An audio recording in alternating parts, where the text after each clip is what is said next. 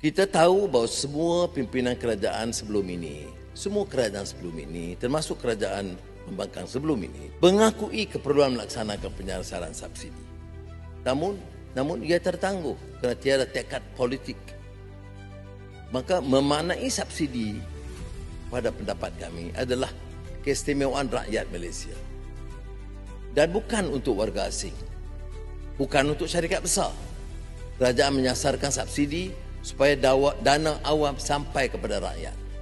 Saya bagi beberapa contoh. Kita tahu bahawa bantuan subsidi pengampungan ayam ini sebelum ini telah menyebabkan kita menelan kos RM1 bilion satu tahun.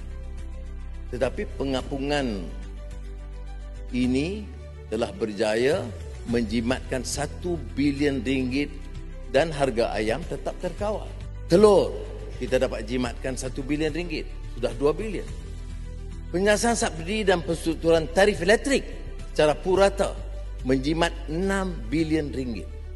85% pengguna tidak dikenakan sebarang kenaikan tarif walaupun diwar-warkan seolah-olah rakyat tertekan. Tetapi yang nyata mereka melihat sendiri tentang nikmat penurunan bil setelah penyasaran subsidi elektrik. Penyasaran subsidi diesel telah berjaya menjimatkan RM5 bilion dana kerajaan. Dan sektor pengangkutan awam, nelayan dan logistik dapat menjamin dengan bantuan harga subsidi iaitu RM200 diberikan.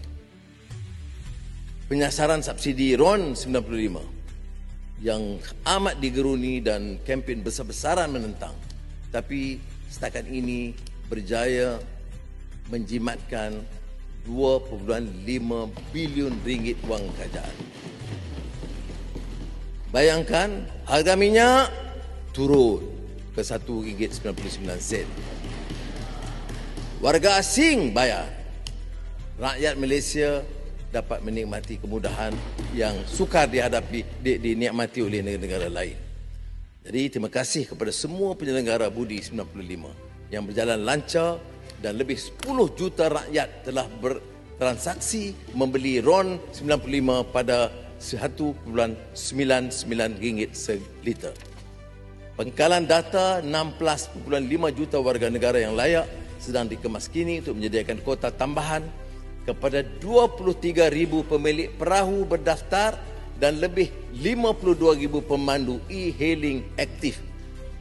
Perahu berdaftar yang kebanyakan di Sabah dan di Sarawak.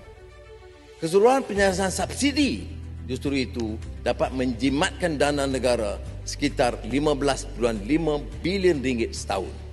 Setiap penjimatan bermakna lebih banyak dana untuk kebajikan, lebih banyak peruntukan untuk kos sara hidup dan lebih banyak pelaburan prasada rakyat yang berkualiti.